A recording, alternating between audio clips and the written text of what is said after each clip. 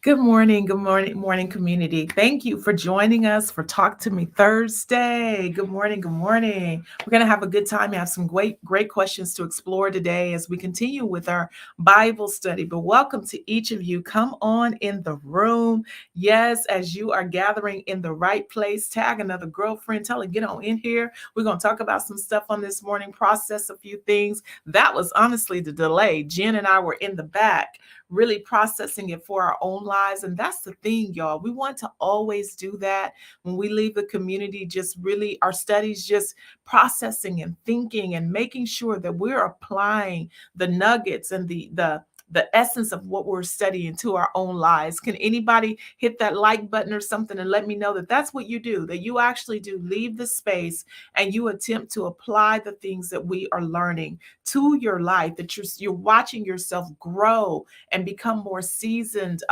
just in your walk with the Lord, in your relationship with the Lord, and perhaps even in your relationship with one another. So yes, welcome to Talk to Me Thursday. Welcome to another morning right here in the community. We've been studying Rizpah for a couple of weeks now. We're going to give her rest and go on with another faith sister in our series, Dear God, You've Got Mail. I want to remind us that God is very serious about us being well and whole. God has every desire that in the crevices, in the nooks and crannies of our lives, down beneath the surface, in the details, that we are well and we are whole. Is there anybody who's willing to come into agreement with God and you're saying, yes, Daddy God, I want to be well and whole. I want the stuff, the bitterness that sometimes resurfaces, the disposition or attitude that comes from a memory or a trigger point, that stuff. I want to be well. I want to be whole, particularly in this fall 2023 season series where we're doing Dear God, You've Got Mail.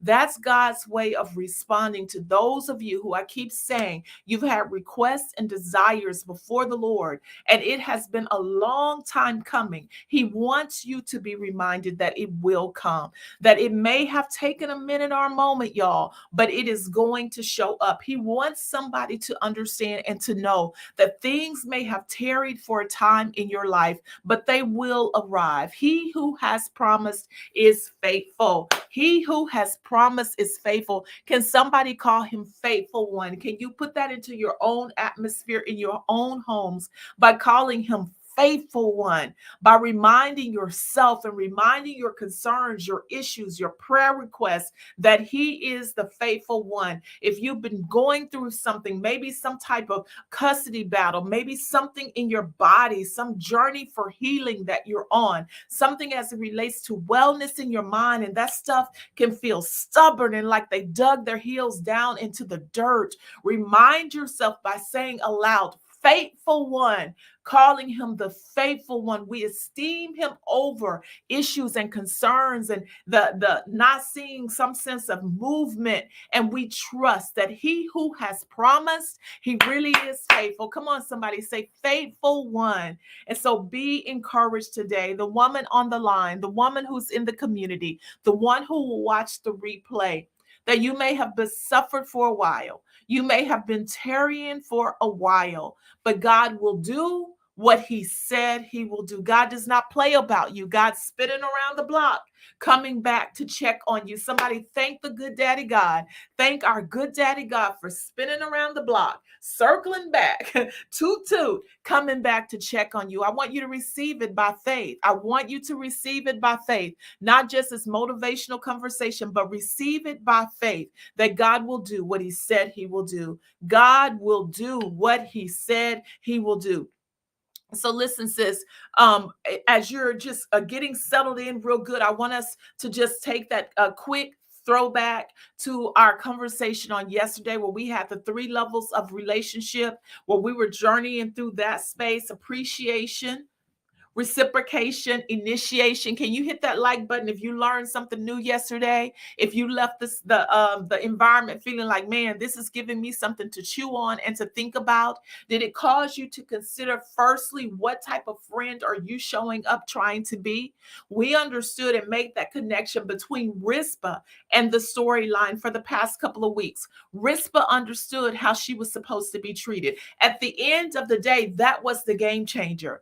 At the end of the day, Rizpah understanding who she was and how she deserved to be treated was the game changer, y'all. For many things that we are believing for in our lives, understanding how we are to be treated, that's the game changer. It begins to impact how you show up in the room. It begins to impact how you strategize about your next promotion conversation or business conversation or contract conversation or negotiation conversation. It begins to impact how you show up in family dynamics. It begins to impact how you engage when you really understand how you are supposed to be treated. Somebody say, then show me, Lord.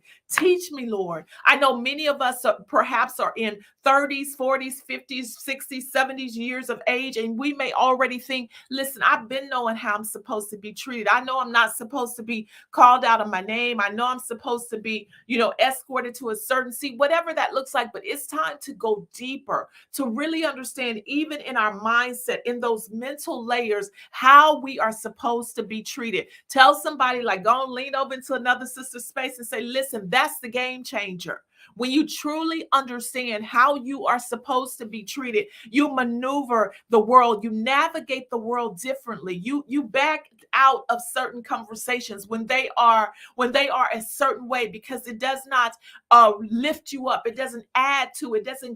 It doesn't give purpose to your presence. Cheryl Brady said that at the recent Woman Evolve. Why would I engage in something? Why would I allow my presence to be present when what is happening does not add to my purpose, when it does nothing for me? Some of us need to really become okay with understanding that there is a certain way that God desires that his daughters be treated.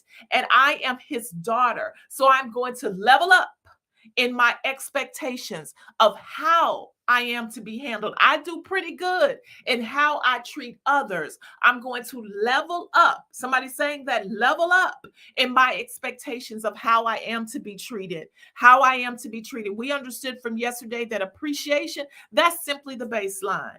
Somebody being able to operate with us with a sense of acknowledgement for the favor that we grant their lives, that's baseline. That's baseline. So anybody who cannot measure up there in the context of adult to adult, in the context of employment, in the context of ministry, in the context of business, folk who just who walk in and out of my life from a space of selfishness, from a space of take all the time, from a space of not being able to just express a thank you. Yeah, I'm gonna switch up some stuff. I'm gonna quit saying that's just the way she is. I'm gonna quit making justification for lack than acceptable behavior in my life. I see you all responding and saying, level up. Y'all, I exist and try to exist with intentionality in a space of ownership.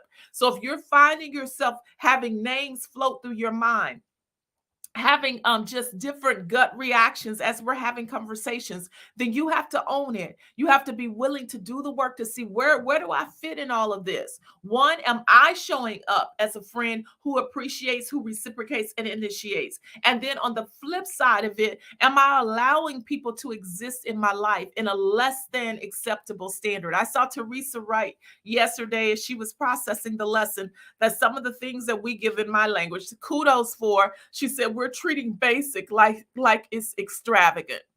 We celebrate and acknowledging basic like it's extravagant.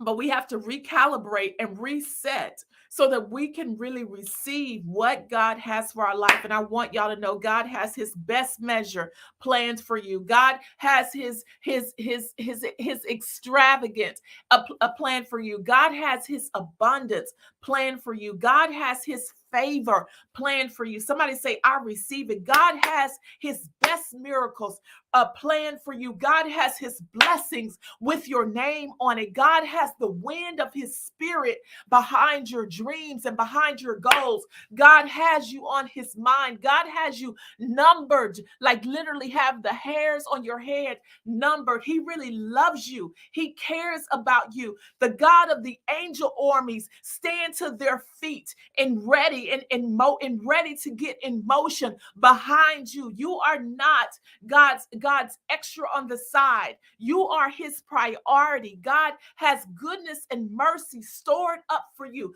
God has brand new compassion and love with your name on it. Like God has you as the apple of his eye. Like we got to get that.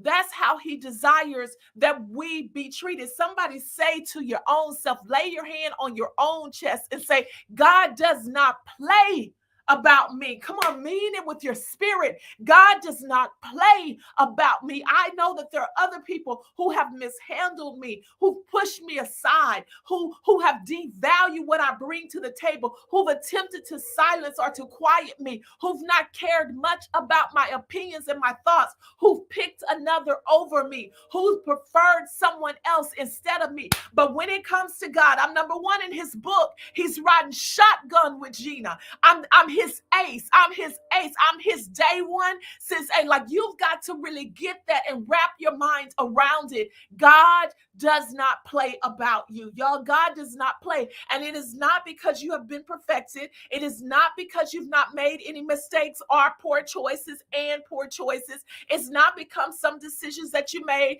you went left when he told you to go right. God loves you with the everlasting love because he made a decision to do so. And he's rock solid about it, y'all. He's still rolling steady with who he believes that you are. God's still betting on you, counting on you, got gifts and callings in your life, and he won't take it back, y'all. He won't take it back.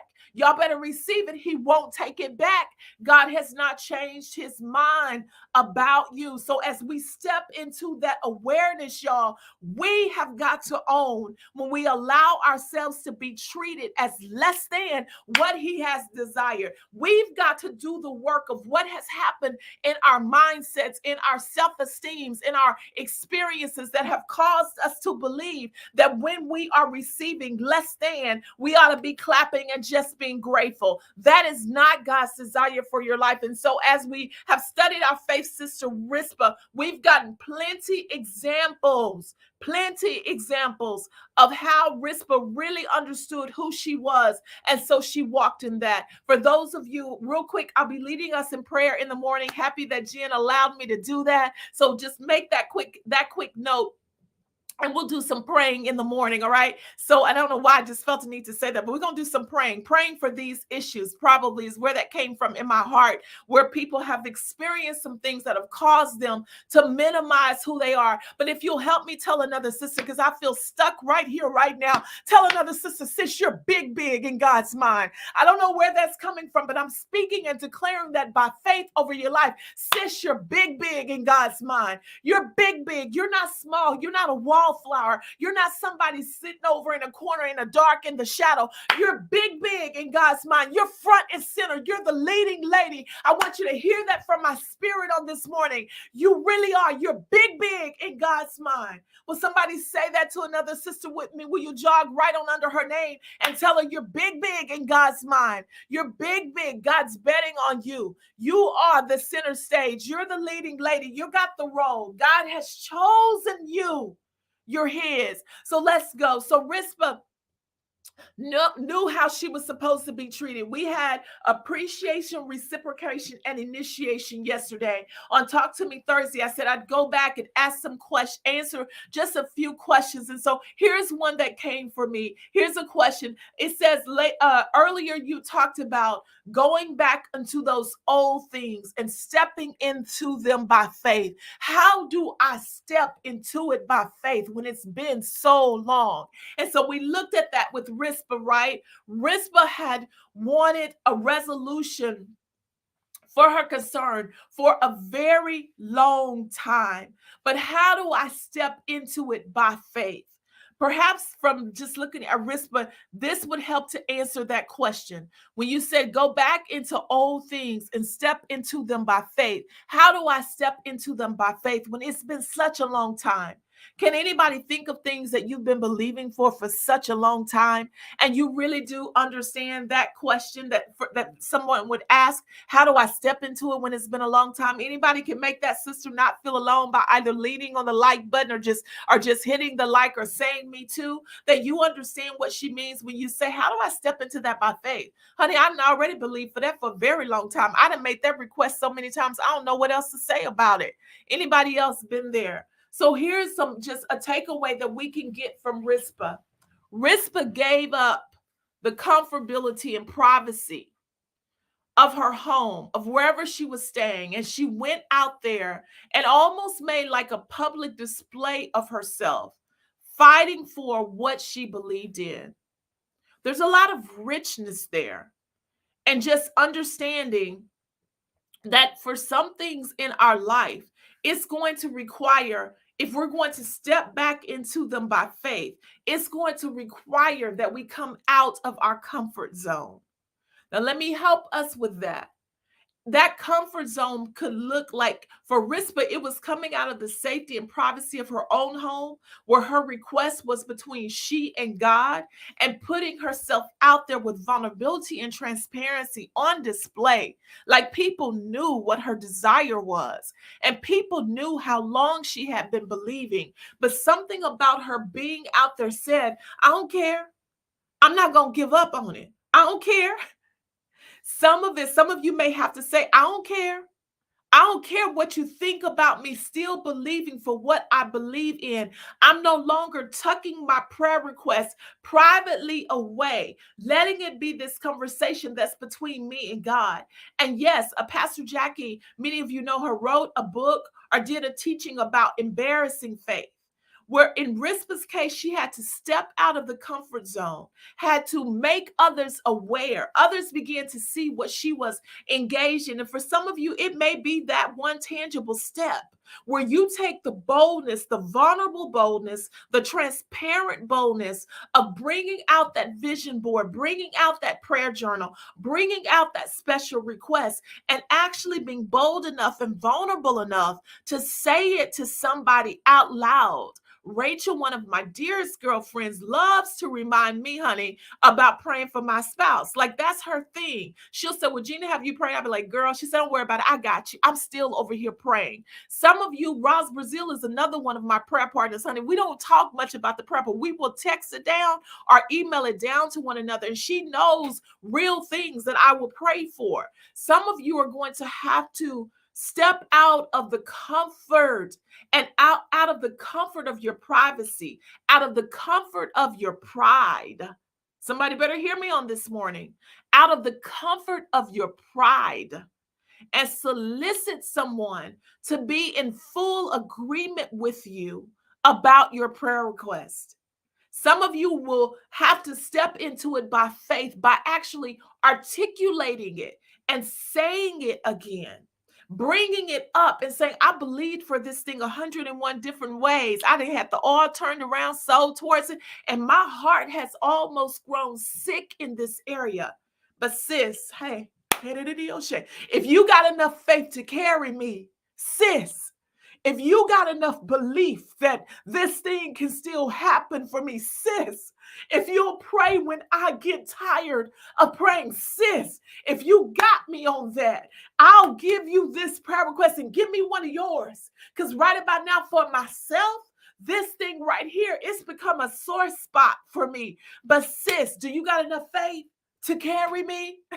Somebody may need to put yours right into the community on this morning and say, sis, do you have enough faith to carry me, sis? Can you lean a little bit of your faith my direction, sis? Can I loan just a bit of your prayer life for a second? Can I borrow just a bit of it, sis?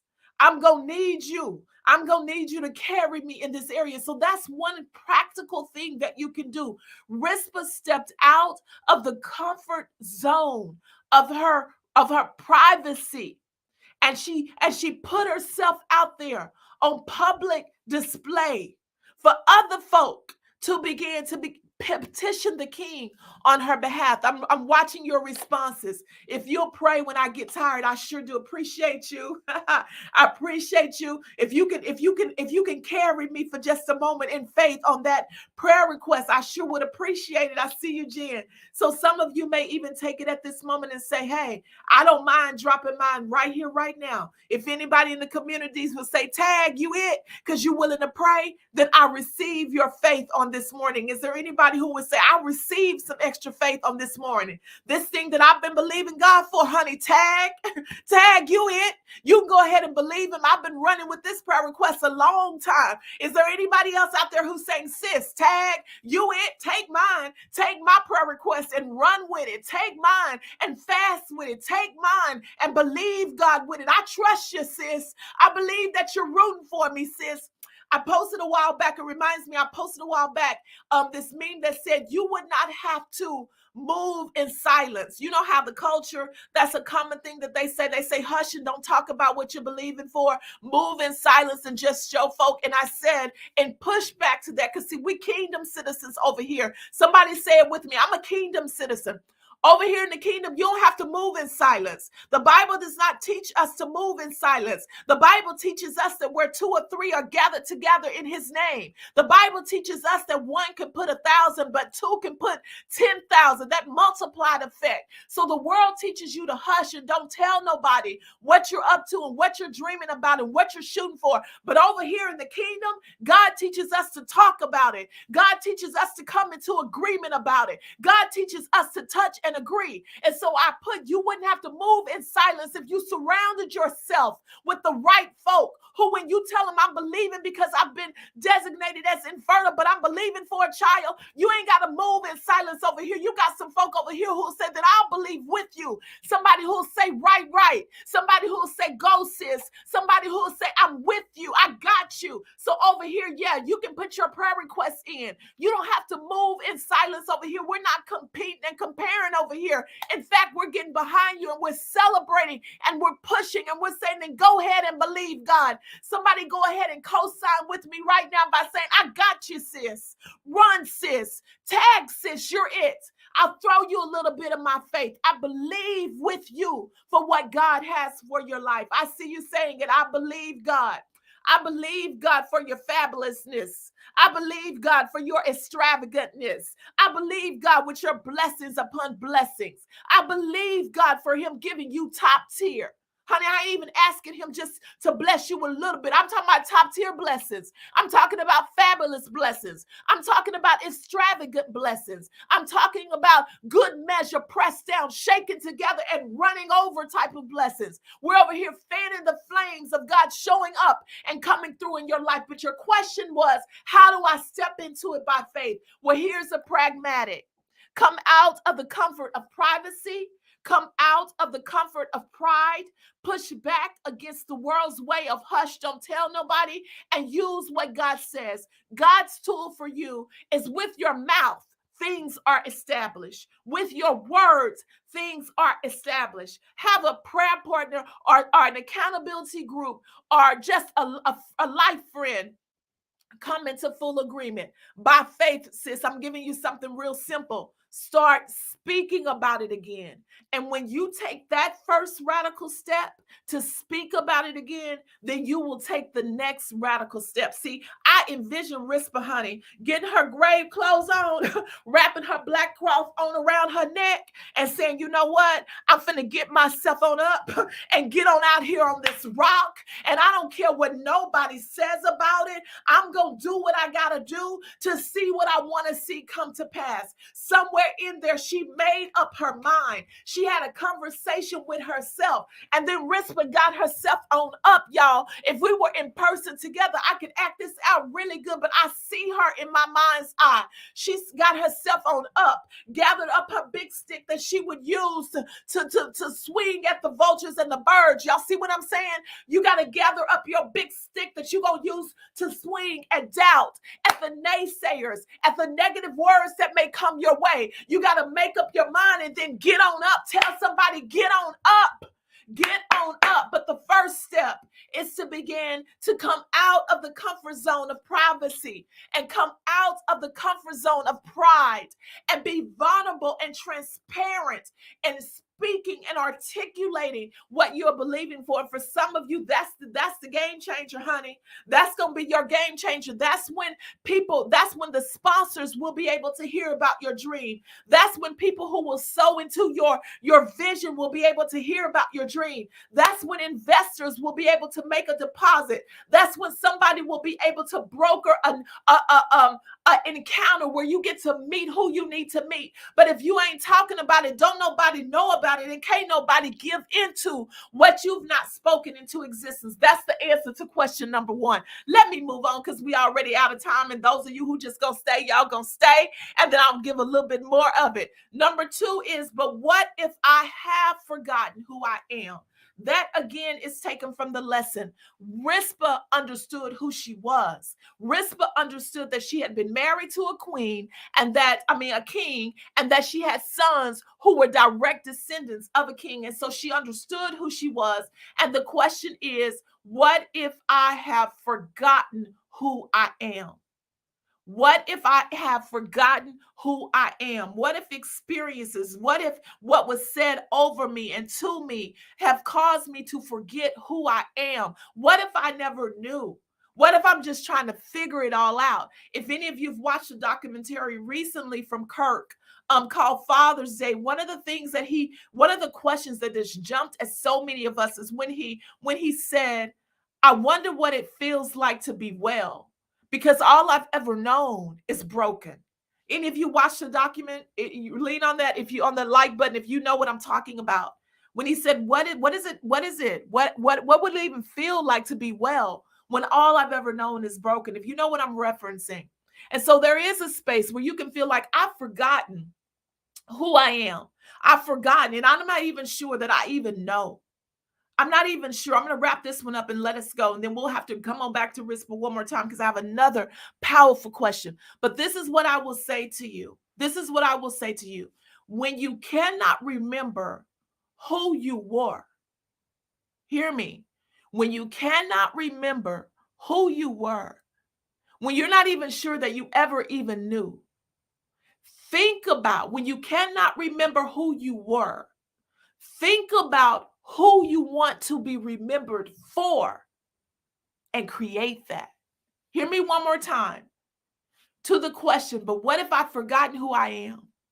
When you can't remember who you were, think about who you want to be remembered for and live to create that. Let me make that real plain. Have any of you ever been driving along, traveling on a trip in a car, like a road trip? Have any of you ever been on a road trip and you ask the people in the car, or all of a sudden you were asked as a person in the car, are you hungry? Some of y'all gonna get tickled because you know where I'm going. Have you ever been on a road trip and asked the question, are you hungry? Or all of a sudden out of the blue been asked, are y'all hungry? Anybody been there? Lean on that like button if you know you're the one. We chuckle at that because we understand this. Oftentimes, the person who's asking the question, are you hungry? They're asking it why? Because they really want something to eat. Because they really want something to eat, right? That's why we tickle. We already know when they get to asking us, are y'all hungry? That's because they are. And when we ask that question, it's because we are. Hear me in this. Even when we're processing, sometimes preparing a meal, and we are having guests come over, or we're thinking about the kids or whatever, oftentimes when we're even thinking about that meal, planning for the guests, we're choosing things for the meal like, oh, I think they may want some potatoes and some yeast rolls, some baked brisket. Oh, they may want a German chocolate cake. Y'all know what we're actually doing? We're probably naming the stuff that we want, that we desire, that we would want to have. When you cannot remember who you are, don't even know that you were actually sure, think about who you would want to be remembered as. Because most often, what will come to your mind, what will naturally flow from you, has a root in who you actually are, even if you did not know it.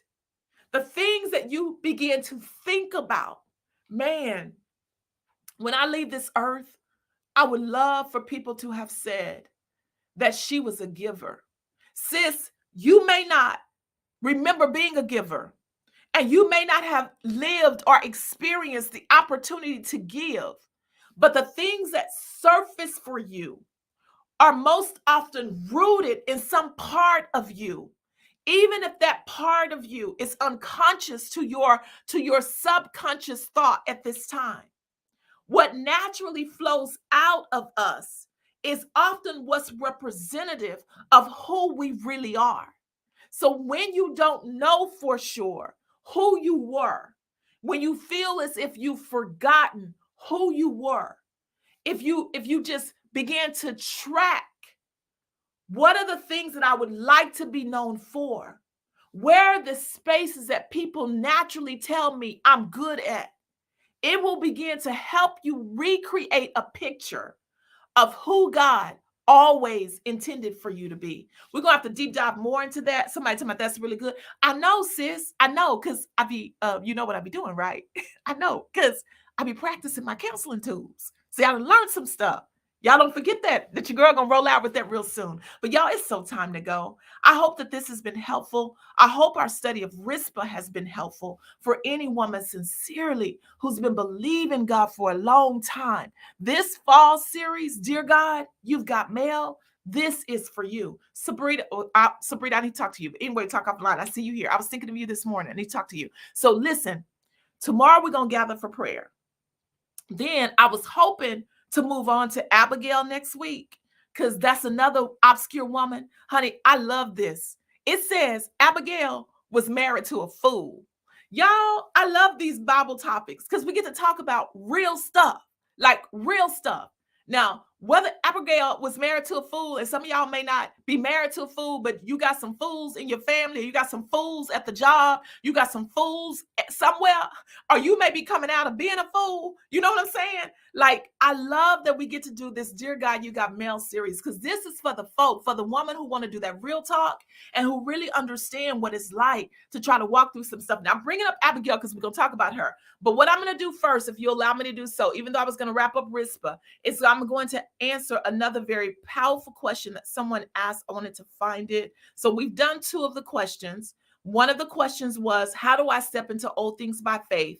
Another question was, but what if I have forgotten who I am? And then there was a third powerful question. How do I garner hope when I do feel forgotten about in certain areas with God?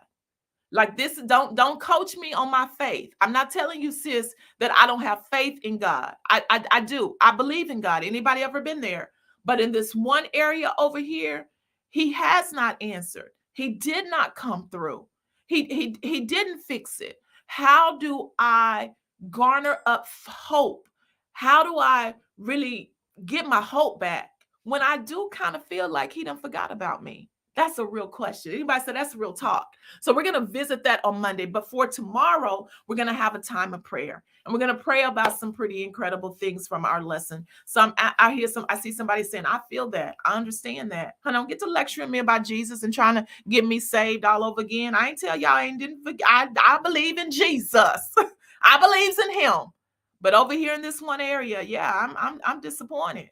I'm disappointed, and I need to talk about that. So we're going to answer that question and see if there are any more. So since we are going to extend Rizpah on Monday, if you have any additional questions from our series on Rizpah, let's go ahead and take them so I have time to process it and get you some real good answers and some therapy tools that y'all be letting me practice on y'all. So with that being said, I'll see you right back here in the morning. Yours truly will be praying. I'm excited about that. Get to talk to God and really tell him, dear God, you got mail. So y'all join me here. Don't leave me in here praying by myself. Anybody who going to meet me here in the morning morning for prayer, y'all lean on that heart button and let me know that y'all got me, that y'all coming, that y'all gonna be in prayer. We're gonna be in here together praying. All right, y'all leaning on the button, let me know you coming. You're gonna be in here.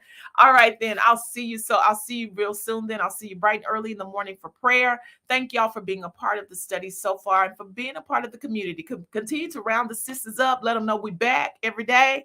Let's get on in here together. As always, I honor the greatness that's on the inside of you. And it's in there, y'all. Y'all are great. See y'all in the morning.